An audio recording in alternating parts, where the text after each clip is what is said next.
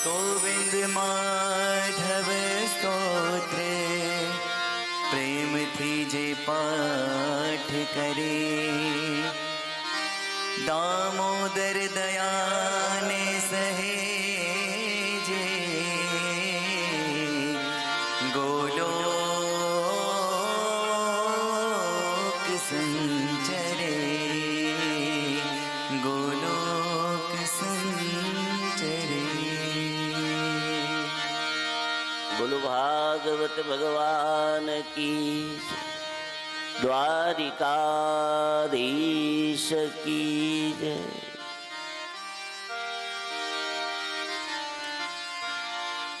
ગઈકાલની કથામાં મધ્ય દિવસમાં પરમાત્મા શ્રી કૃષ્ણનું પ્રાગટ્ય થયું. મધ્યમાં પ્રાગટ્ય થવું એનું કારણ ભાગવત કથાની અંદર જોઈશું. તોય ચોથા દિવસે કૃષ્ણ જન્મ હોય અને તમારા કોઈ પણ ઈષ્ટ છે એ ઈષ્ટના મંદિરની અંદર જાઓ ત્યારે જે ઈષ્ટ છે એનું સ્થાપન પણ મધ્યમાં હોય છે. તમે રામલલાના મંદિરમાં જાઓ તો એક બાજુ જાનકીજી છે, એક બાજુ લક્ષ્મણજી છે અને વચ્ચે પરિબ્રહ્મ પરમાત્મા શ્રી રામ બિરાજમાન હોય. એનો હેતુ એ છે કે પ્રાગટ્ય મધ્યમાં થયું છે અને આપણે આપણા જીવનની બરોબર મધ્યમાં પહોંચ્યા છીએ. અને મધ્યમાં જ્યારે પહોંચ્યા છીએ ત્યારે એ જ કૃષ્ણને આપણે અહીંયા પ્રગટાવવો છે, આપણા હૃદયની અંદર પ્રગટ કરવો છે.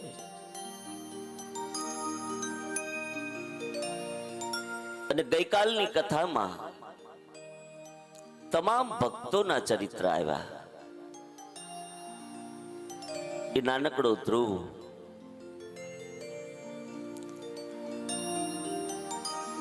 પરમાત્માની આરાધના કરે, તપ કરે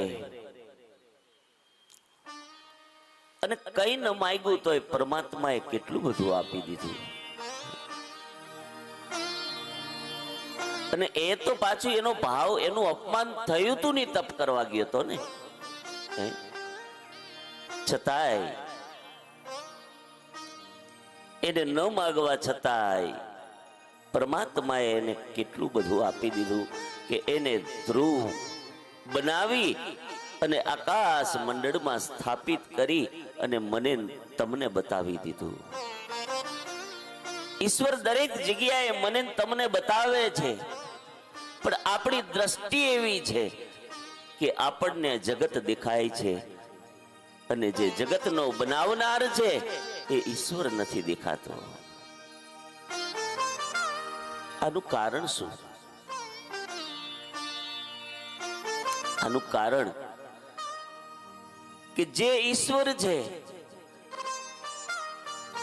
એને આપણે વામન માનીએ છીએ. કાલે વામન ચરિત્ર જોયું હતું ને, નાનો વામન એટલે નાનો. આપણે ઘરમાં શ્રી કૃષ્ણની મૂર્તિ રાખી હોય, સવારમાં પૂજા કરતા હોય, આપણને એવું થાય કે હું કૃષ્ણને નવડાવું તો કૃષ્ણ નાય, હું કૃષ્ણને કપડાં પહેરાવું ત્યારે એ કપડાં પહેરે, હું એને જમાડું ત્યારે એ જમે. આપણો ઈશ્વર છે ને બહુ નાનો છે. આપણે એને બસ એ નાની મૂર્તિમાં જ રાખ્યો છે. આપણે એને વામન માન્યો છે. આપણે ક્યારેય એને વિરાટ નથી માન્યો. અને નથી માન્યો એનું કારણ જે હિરણ્યકશિપુને પડેલું હતું ને, હું એ પડેલું છે. હું જમાડું જમે, હું પહેરાવું પહેરે, હું નવડાવું નાય. આજે હું છે ને એટલે આપણે એને વામન માન્યો છે. હું આવા અવસરો કરી શકું. આજે હું છે એ જ હિરણ્યકશિપુ છે. અને જો આ હું નીકળી જાય એની દયાથી. તો ત્યારે જે ભરી સભાની અંદર વિરાટના દર્શન કરાવ્યા હતા, એ જ વિરાટના દર્શન મને તમને થાય. વિરાટ એટલે કેવડો વિરાટ છે, જેના પગ પાતાળમાં છે અને જેનું શીશ નભથી પણ ઊંચું છે. એના મધ્ય ભાગમાં આ જે નાભી પ્રદેશ છે, એમાં તો આખી આ જે બ્રહ્માંડમાં આખી સૃષ્ટિ છે, આખી પૃથ્વી, આખી દુનિયા એના નાભી પ્રદેશમાં છે.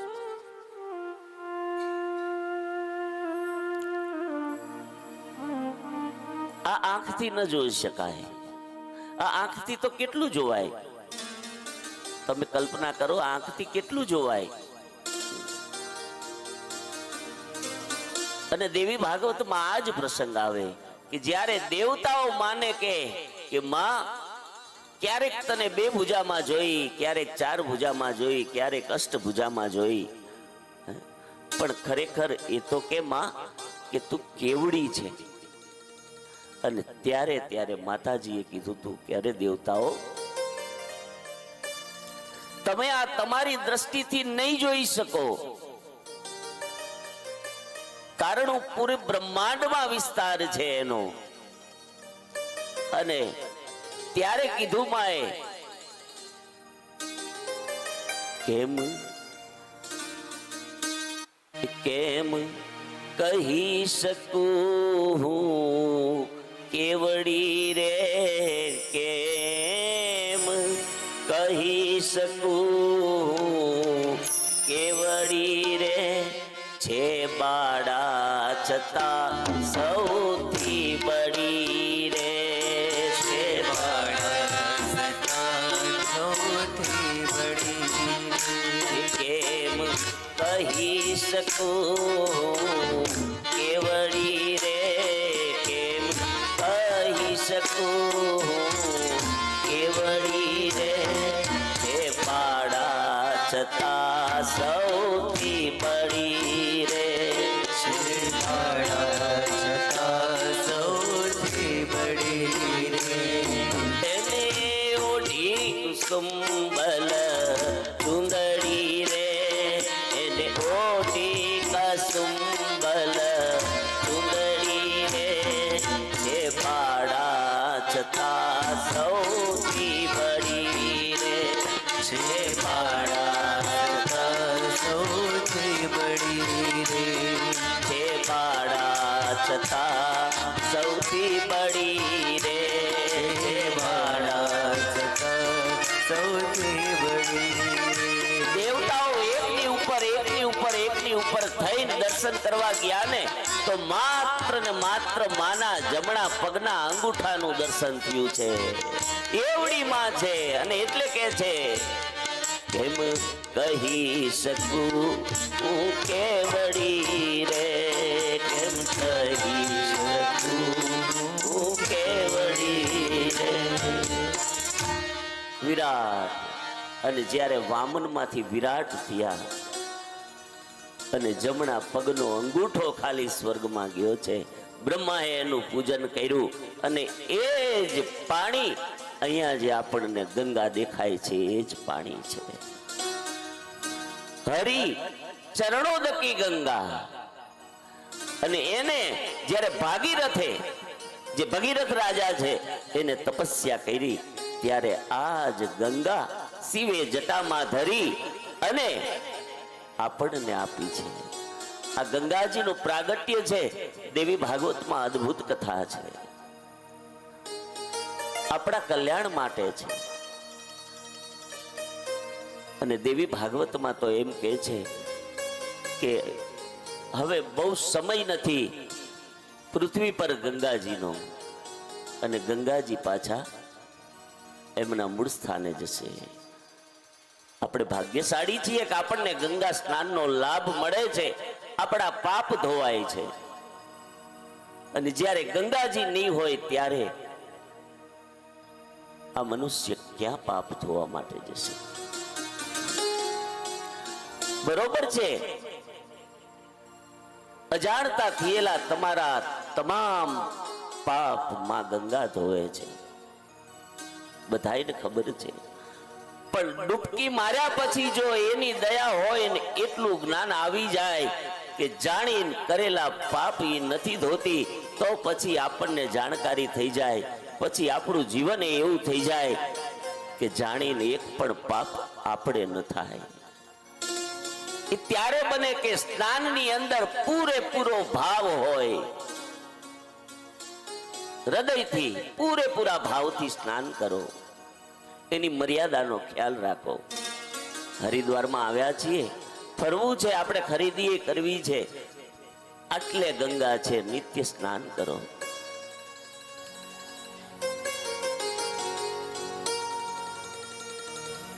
વિરાટના દર્શન કરો, એને વામન ન માનો. અને જો એ બનશે તો ચોક્કસ આપણા હૃદયમાં કૃષ્ણ પ્રગટી જશે. અને હું ક્યારે નીકળી જશે ને મને તમને ખબર નહીં પડે. એ નરસિંહને નીકળી ગયું, કૃષ્ણ મળી ગયો. અને ભક્તિ પંથમાં નડશે તો બધાય આપણા જ. એમાં શરમ નહીં રાખવાની, એમાં સંકોચ નહીં રાખવાનો. તમે જોઈ લો, જેટલા ભક્તોની કથા આવે છે પોતાના જ નડ્યા છે, અને એ જ નડવા વાળા પાછા તમને ફૂલ હાર પહેરાવાય આવશે જે દિવસે તમને યોગ્ય સ્થાન પાસે ત્યારે.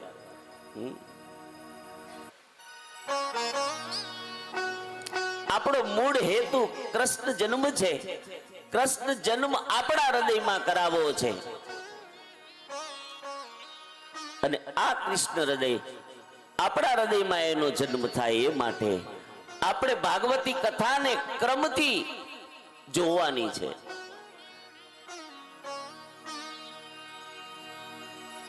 ભાગવતી તત્વાર્થ કથા છે.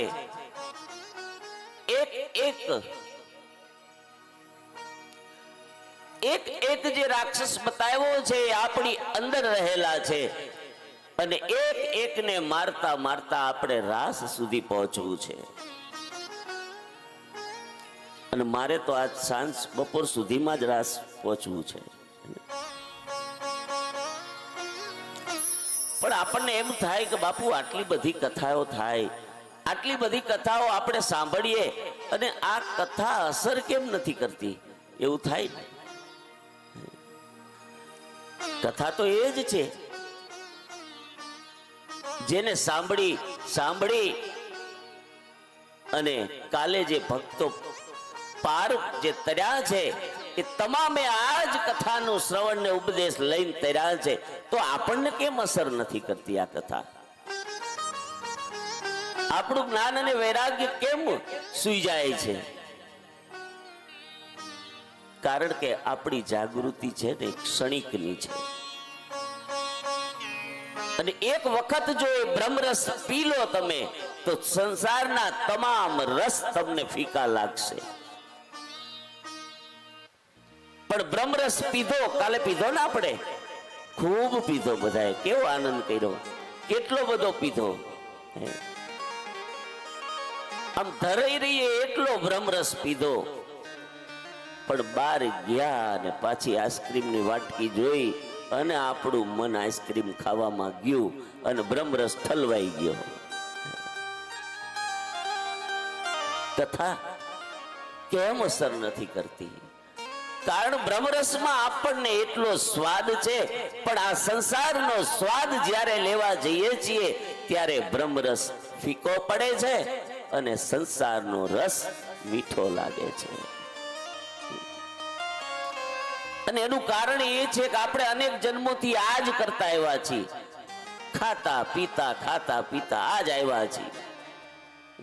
ક્યાં સુધી ખાવું છે હવે? આજ તો બધા 11 રહ્યા છો ને.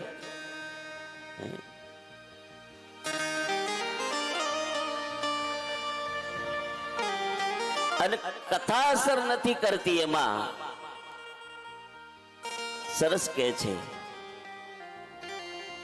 કે એક હતી સાસુ અને એક હતી વહુ. કહું ને, વાત વાતમાં વેર કરે, એ સાસુ કઈ કે તો વહુ તણના તેર કરે. હે?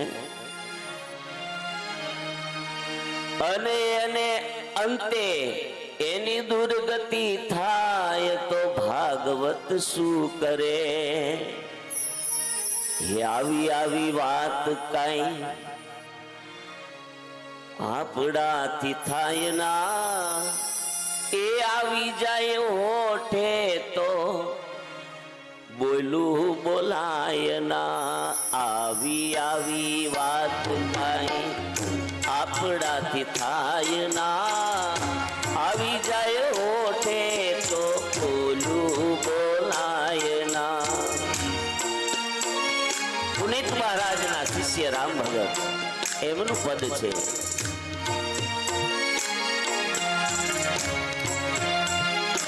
અને આમાં તો બધાય આવે હો.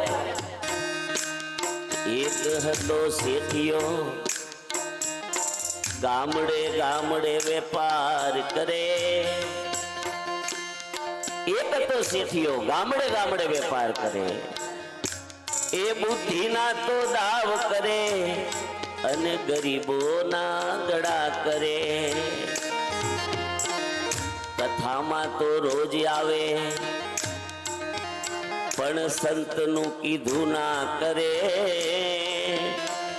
અરે એની અંતે દુર્ગતિ થાય, એમાં ભાગવત શું કરે? આ તો દર્પણ છે, બધાયનું આવે હો. હા, આ તો વ્યાસનું દર્પણ છે. અને આમાં તમારે તમારું મોઢું જોવાનું, મારે મારું મોઢું જોવાનું. આ દર્પણ છે, આમાં બધાનું આવે. અને એટલે કે છે, એક હતો કથાકાર, હે અમને કીધું છે, અને ગામડે ગામડે કથા કરે.